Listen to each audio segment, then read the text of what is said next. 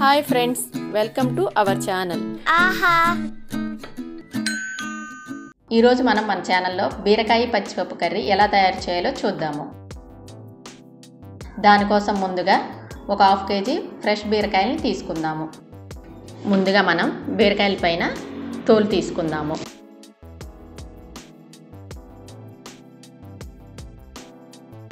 బీరకాయ పీల్ తీసేసుకున్న తర్వాత సన్న ముక్కలుగా కట్ చేసుకుందాము.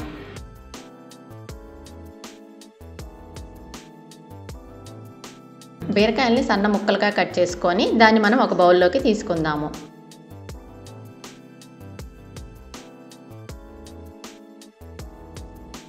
బీరకాయలను కట్ చేసుకొని గిన్నెలో వేసుకున్న తర్వాత చూసారా ఫ్రెండ్స్, మనకి బీరకాయ ముక్కలు ఎంత ఫ్రెష్గా ఎలా ఉన్నాయో మనం బీరకాయ ముక్కలన్నిటినీ ఒకే సైజులో కట్ చేసుకోవాలి.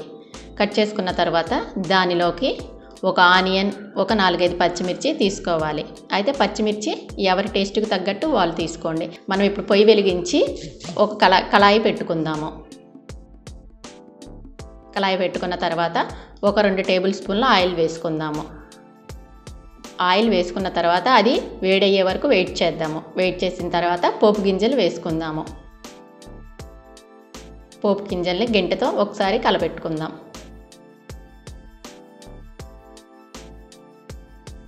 చూసారా, పోపు గింజలన్నీ వేగిపోయిన తర్వాత మనం ముందుగా కట్ చేసి పెట్టుకున్నటువంటి ఆనియన్, పచ్చిమిర్చి వేసుకొని కొంచెం ఫ్రై చేసుకుందాము.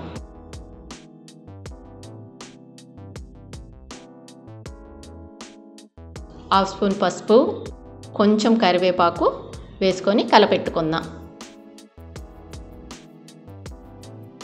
దీనిలో కొంచెం మనం అల్లం తురుముకుందాము. అయితే ఫ్రెండ్స్, అల్లం తురుముకోవటం ఇష్టం లేని వాళ్ళు అల్లం వెల్లుల్లి పేస్ట్ అయినా వేసుకోవచ్చు. నేనైతే తురుముకున్నాను, ఎందుకంటే తురిమితే మనకి అది నోటికి తగులుతా టేస్ట్ బాగుంటుంది కాబట్టి. ఈ అల్లం వెల్లుల్లి పేస్ట్ మనకి పచ్చివాసన పోయే వరకు వేయించుకుందాం.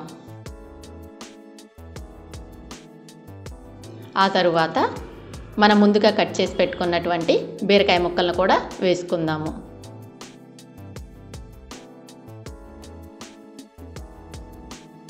బీరకాయ ముక్కలను వేసుకొని మొత్తాన్ని వేసేసుకొని ఒకసారి కలబెట్టుకుందాం. ఆ తాలింపు ఉల్లిపాయల్లో కలబెట్టుకుందాం. కలబెట్టుకున్న తర్వాత నేను ముందుగా చెప్పినటువంటి పచ్చిపప్పుని కూడా ఈ బీరకాయల్లో వేసేసుకుందాము. అయితే ఫ్రెండ్స్, బీరకాయలోకి మనం పచ్చిపప్పు ఒక 1 అవర్ ముందు నానబెట్టుకోవాలి. పచ్చిపప్పు నానటం వల్ల ఏంటంటే మనకి కూర మంచి టేస్ట్ వస్తుంది. ఈ పచ్చిపప్పు అన్నీ వేసిన తర్వాత సాల్ట్ వేసుకుందాం.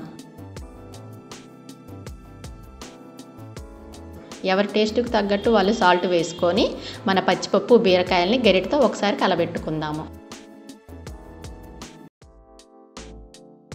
మొత్తం కలపెట్టుకొని దానిపైన మూత పెట్టుకుందాం.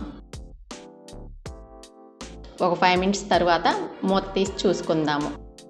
చూసారా ఫ్రెండ్స్, మనకంతా వాటర్ వచ్చేసి బీరకాయల వాటర్ అంతా వచ్చేసి కర్రీ బాగా మగ్గుతుంది. ఇంకొకసారి కలపెట్టుకొని మరలా మూత పెట్టుకుందాం. బీరకాయలోని వాటర్ అంతా మగ్గిపోయేంత వరకు మన కర్రీని ఉంచాలి. ఆ వాటర్ అనేది మగ్గిపోతే మనకి కూర చాలా టేస్ట్ ఉంటుంది. వాటర్ ఉంటే మనకి క్లమ్జీగా ఉంటుంది.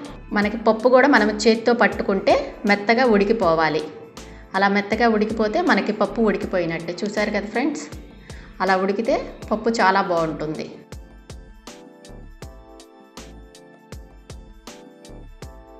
చికెన్ తినని వాళ్ళకు కూడా ఈ కర్రీ చాలా బాగుంటుంది. మనకి సేమ్ చికెన్ కర్రీ టేస్ట్ వస్తుంది. ఒక్కసారి చూడండి. వాటర్ అంతా ఎగిరిపోయిన తరువాత ఎవరి టేస్ట్కి నేనైతే ఒక స్పూను కారం వేసుకుంటున్నాను. మీరైతే కొంచెం ఆల్రెడీ ముందు పచ్చిమిర్చి కూడా వేశాను కాబట్టి కారం 1 స్పూన్ వేస్తున్నాను. ఇంకొంచెం ఎక్కువ తినాలి అనుకునే వాళ్ళు ఇంకొంచెం ఎక్కువ వేసుకోండి. కారం కూడా వేసిన తరువాత మొత్తం ఒకసారి కలపెట్టుకుందాము. కారం వేసిన తరువాత 1 స్పూను ధనియాల పొడి కూడా వేసుకుందాము. ధనియాల పొడి కూడా వేసిన తర్వాత కలపెట్టుకుందాము. మూత పెట్టండి. ఒక 2 మినిట్స్ మగ్గనివ్వండి. ఎందుకంటే మనకు ఆ కారము మసాలా అనేది బాగా కర్రీకి పడుతుంది. ఆ ఫ్లేవర్ బాగుంటుంది. చూసారా, మనకి ఆయిల్ మొత్తం పైకి వస్తుంది. అలా పైకి వచ్చిన తర్వాత మనకి కర్రీ రెడీ అయిపోయినట్టే ఫ్రెండ్స్. దాని మీద కొంచెం లైట్గా కొత్తిమీర చల్లుకోండి. కొత్తిమీర చల్లుకుంటే మనకి వేడి పచ్చిపప్పు బీరకాయ కర్రీ రెడీ అయినట్టే ఫ్రెండ్స్. అయితే ఫ్రెండ్స్ దీన్ని రోటీస్లోకి పుల్కాల్లోకి చాలా అంటే చాలా టేస్ట్ ఉంటుంది.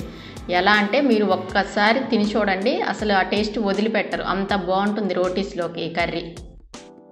అయితే ఫ్రెండ్స్ మీరు నాన్ వెజ్ తినని వాళ్ళు కూడా చాలా ఇష్టంగా తింటారు. ఆ అల్లం ఫ్లేవరు ధనియాల ఫ్లేవర్ తగిలి. ఒక్కసారి తప్పక ట్రై చేయండి. మీరు ట్రై చేసి ఎలా వచ్చిందో నాకు కామెంట్ సెక్షన్లో పెట్టండి. నా వీడియో కనుక మీకు నచ్చినట్లయితే లైక్ చేయండి, షేర్ చేయండి, సబ్స్క్రైబ్ చేయండి. నా ఛానల్ని ఫస్ట్ టైం చూస్తున్నట్టే బెల్ ఐకాన్ని కొట్టడం మర్చిపోకండి. Thank you friends. Bye bye. Hi friends, welcome to our channel. Aaha.